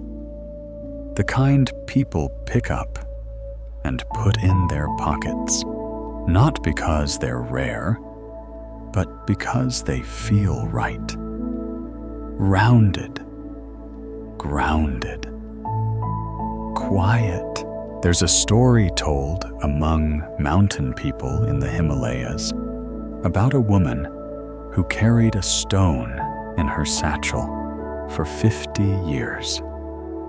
She never explained why, only said, "It takes a long time for a stone to become this soft." You imagine her, now wrinkles like riverbeds, walking steadily through a village where seasons change and people forget their names. She knows hers. It's carved not in language, but in her patience.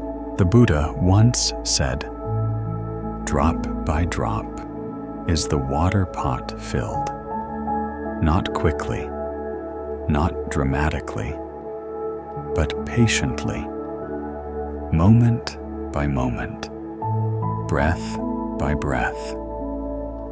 That is how peace gathers. You lie back and feel your own edges softening. You've been through so much, not all of it visible. Some of it, no one but you will ever know.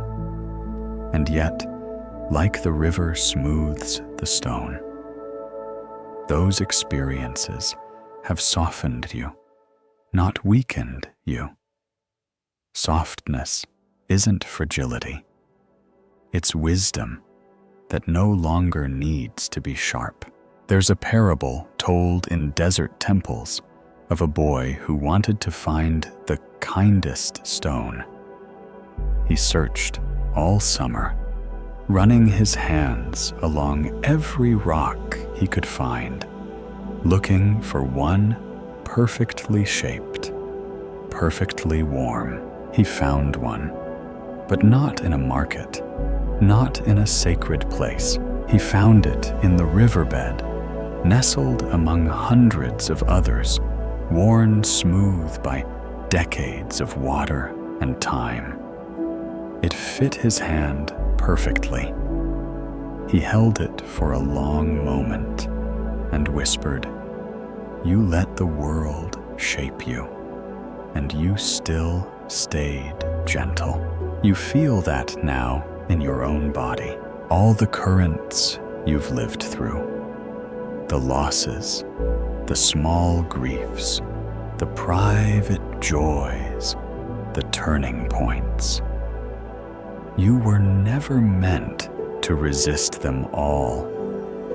You were meant to meet them, be shaped by them, and still rest in your softness. You ask yourself, what would it mean to live like a river stone? Maybe it would mean not needing to rush, not needing to be polished overnight.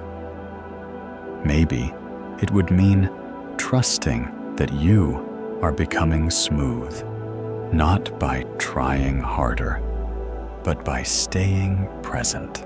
You picture the broken bowl again. But this time, instead of gold, the cracks are filled with tiny rounded stones, each one holding a memory, each one softened by time. It doesn't look perfect, but it looks lived in and deeply, unmistakably real. You realize the bowl is you, not flawless, not finished, but softened and beautiful. And maybe that's what healing is. Not returning to what you were, but becoming what the water of time has gently revealed. You inhale.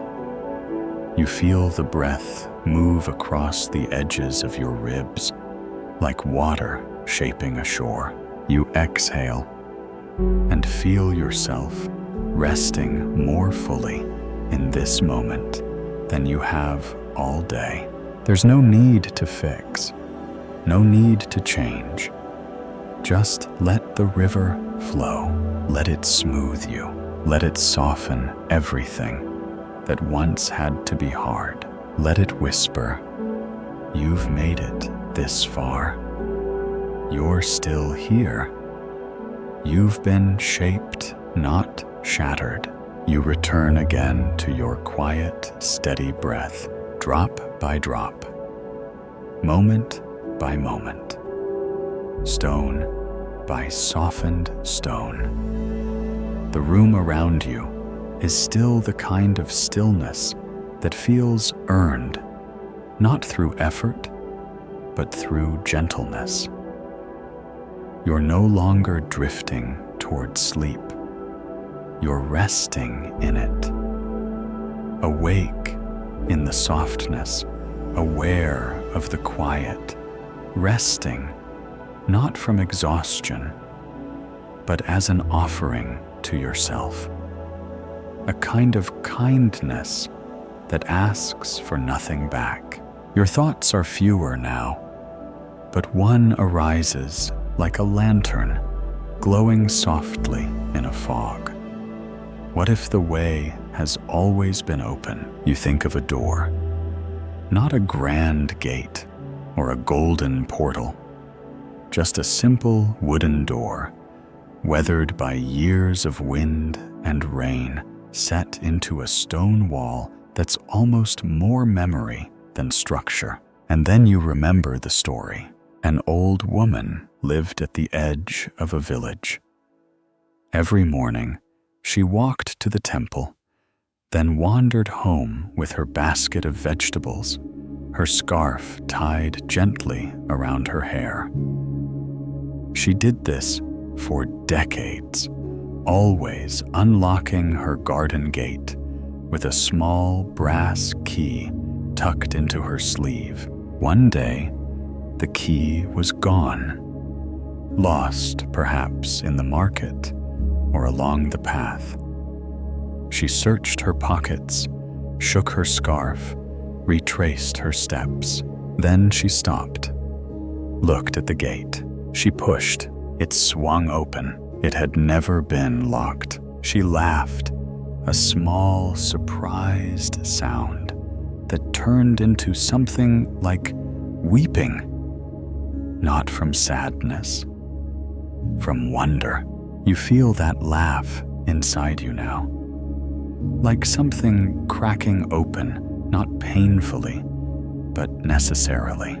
How many things in your life have you tried to unlock with effort when they were already open? The Buddha once taught, there is no path to happiness. Happiness is the path. And maybe what he meant wasn't that you should give up the journey, but that you should stop assuming it begins somewhere else. The gate is not ahead. The gate is here. You don't need a key. You need presence. You breathe in, and for a moment, you feel the door swing open inside you, not to somewhere else, but to this moment, exactly as it is. And through that doorway, you see not a garden, not a heaven, not a promise, but a place where everything is enough. A room of breath and moonlight and quiet bowls and stories told in whispers. A place where nothing is broken, because nothing needs to be untouched to be sacred. There's another story passed through temple kitchens about a cook who always left the cupboard open. People scolded him for it. A closed cupboard is a clean kitchen, they said, but the cook smiled and replied, I want the ingredients to feel welcome. You wonder, What if I left my inner doors open too, not flung wide, not without care, but gently ajar, enough to let breath in, enough to let light in, enough to let yourself in? Because sometimes the door you think is locked is only waiting for your hand to stop knocking and start opening. You return again to the broken bowl. Tonight, it sits just beyond the threshold of your awareness, quiet, content. And suddenly, you realize the bowl too has no lock. You can return to it anytime. You never left. You stretch your fingers slightly beneath the blanket. A tiny gesture, a reminder. You are here. You are enough. The door is open. You let your breath move through that inner doorway. You feel it enter the space of you and light a single candle. Not a flame of effort, but of remembering. No locks, no barriers, just you. Just this. You whisper to yourself, not with voice, but with heart. I am allowed in. You are allowed into your own peace, your own presence, your own imperfect, sacred, open self. And just like that, you stop searching for keys. You've been holding the door all along. The night has grown even quieter, as though the world itself is breathing more gently, just for you. The air feels softer, somehow more forgiving. You've followed the trail of stories of breath of broken bowls and wind-swept stones. And now you come to a place not marked by arrival, but by disappearance. Smoke rises. In your imagination, you light a stick of incense. It catches flickers and then becomes itself a thin, graceful line curling into the dark. You watch it rise slow and spiraling, then dissolve into the unseen. And for a long moment, that's all there is. You watch it, not as something burning, but as something becoming. There is no struggle in the smoke, no grasping, just the dance of impermanence, quiet and complete. You recall the old story, one of the strangest and most beautiful you've ever heard. A monk lived on the edge of a cliffside monastery. He had walked barefoot for so long, his feet had forgotten pain. He spoke rarely, except to the clouds and the trees. People said he was mad. But sometimes, people say that about those who stop needing to be understood. One evening, at the end of his long life, he walked to the edge of the cliff with only a bell and a bowl. He sat. He breathed. He rang the bell once. And then he was gone. Not in death, in presence, in transformation. The villagers who came later found only a curl of incense still warm. Some said he turned into the smoke. Others said he became the silence. The bowl remained. The bell, too. But the monk had dissolved. You feel that image now, not as a goal, not as an escape, but as a reminder. You are not meant to last in one shape forever. The Buddha said, "All things that arise must also pass away." But he also said, just as the flame does not die, it changes form, so too you. You think about the parts of yourself that have disappeared over time, the versions of you that once felt solid ambitions, identities, opinions, even certain kinds of love. They didn't vanish cruelly. They simply rose, swirled, and were gone, like incense, like clouds, like breath. You lie very still, and for a moment, you try to sense yourself in the process of dissolving, not in fear, but in gentleness. The tension in your jaw softens. The shape of your day loses its outline. Even the thoughts that once clung to the edges of your mind have loosened, like threads slipping free from a spool. You're not disappearing. You're becoming part of the silence. And it's not empty. It's vast.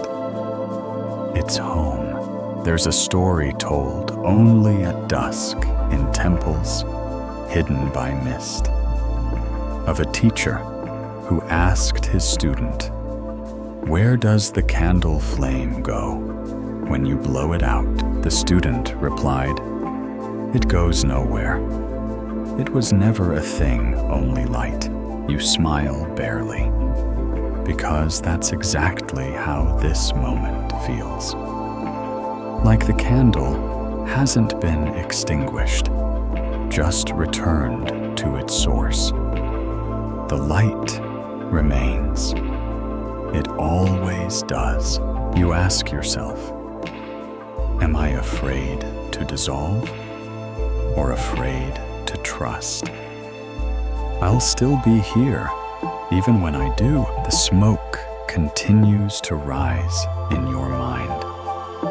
It dances upward, swirling into forms your thinking mind can't grasp.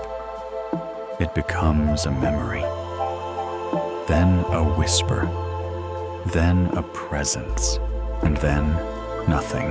But that nothing doesn't feel empty. It feels free. You imagine yourself as that smoke, now light, curling upward, leaving behind what no longer serves, carrying with you only breath, only silence, only the truth that cannot be broken. You no longer need to hold everything together. Not tonight. Not anymore. The bowl still sits nearby, quiet and unmoved. It doesn't mourn the smoke. It doesn't try to catch it. It only receives the last curl that lingers and lets it go. And so do you. You are not what you keep. You are what you release. The world has gone quiet around you, not from absence, but from depth.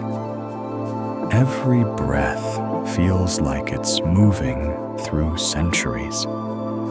Every silence feels like it contains the wisdom of 100 lives. And in this hush, something draws you back softly, gently to the bowl. You haven't touched it. Not really. But you've been holding it the entire time in thought, in image, in heart. And now, as the final pieces settle, in your awareness, something has changed. The bowl is not missing, not anymore. Its fragments still lie where they fell, scattered open, unchanged. But now you see them as something whole, not because they've been mended, but because you no longer need them to be. The bowl was never only a container. It was an invitation to sit, to listen, to notice. And now that invitation has been accepted. You remember a story told by a monk who never raised his voice, not because he couldn't, but because he never needed to. A student came to him carrying a broken teacup. It slipped, the student said, ashamed. I dropped it. It's gone. The monk looked at the cup, then at the student. Is the tea gone? He asked. The student shook his head. No, I drank it. Then nothing is lost, the monk said, and walked away. You breathe in that lesson, like steam from a warm cup. The bowl held something. Once tea rice, light stillness. And now it holds something different, memory, wisdom. You are not holding a broken thing anymore. You are holding a symbol, a story, a teaching, and you realize you've been trying to fix too many things that were never truly broken. The Buddha once said, "Peace comes from within. Do not seek it without." You think about how often you've searched out there beyond yourself for some signal that everything's okay. But the signal is in your breath, in your body, in this moment of presence, not fixed, not flawless, just whole as it is. You ask yourself, was I ever really broken, or just in need of seeing? The question dissolves as gently as incense smoke. You lie still, letting the weight of the blanket become part of you. The feeling of being held not just by fabric, but by everything you've remembered tonight. The stories, the images, the questions, the breath, all of it has become part of your bowl, and you know now it was never missing. It was waiting for your stillness, waiting for your willingness to listen, to not, to simply sit beside it without fear. You imagine now that the cracks in the bowl aren't scars, they're rivers. They flow outward, connecting you to every listener, every dreamer, every soul sitting quietly with something that once fell apart in their hands. You see the golden thread running through every broken thing, not binding it, but blessing it. And the bowl, it doesn't need glue. It doesn't need gold. It only needs your seeing. So you place it in your heart's eye on a windowsill where moonlight can find it. You leave it there, not to forget it, but to honor it. It is not missing. It is still here, just like you. You exhale deeper than before, and the room responds not with noise, but with a softness so complete. It feels like the air is bowing around you. There's nothing left to hold, and nothing left to fix. Only this breath. Only this stillness. Only this whole golden quiet now. You lie in the deepest stillness, now where thought has softened into breath, and breath has softened into being. The room around you hums with a presence too subtle for words, a kind of echo from every step you've taken tonight. And in that sacred hush, one truth remains cradled in the arms of the dark. Only the breath remains, not the bowl, not the stories, not the parables or poems or passing thoughts, just the breath, steady, ancient, yours. Inhale like the tide kissing the shore. Exhale like the tide returning home. You feel your body not as something separate from the night, but part of it. Your chest rises and falls with the same rhythm as the curtains swaying in the wind, the same rhythm as a branch moving gently in sleep. There's no more need to reach, no more need to gather. You've gathered all you need. There's a final story, simple, soft as dusk. A man climbed a mountain with nothing but a blanket and a breath. He said goodbye to no one, took no water, left no footprint. For years, people wondered what happened to him. One day, a boy walking the same path found nothing at the summit but a small circle of stones and a feather inside it. He sat down, unsure what to do, and then remembered the story his grandmother had told. When you no longer need to ask where he went, you'll be ready to sit where he sat. The boy stayed, not to wait, but to breathe. You feel that now, that same circle, that same sitting. Not because you're seeking answers, but because you've finally stopped needing them. The Buddha once said, "Just as a candle cannot burn without fire, man cannot live without a spiritual life." But tonight, the flame is breath, and the spiritual life. It's this slow exhale, this full body resting in quiet surrender, this wordless, weightless, wondrous being. You wonder gently, is this the breath I've been waiting for? The answer is not spoken. It simply is. You breathe it again, letting it move through you, like wind through open windows. There's no door to open now, no bowl to hold, nothing more to see. Only this slow, glowing rhythm, like the last light of day settling into the folds of the sky. You let go of even the stories now. Let them become smoke. Let them rise. What remains is the breath. It carries no name, no past, no weight. It is everything.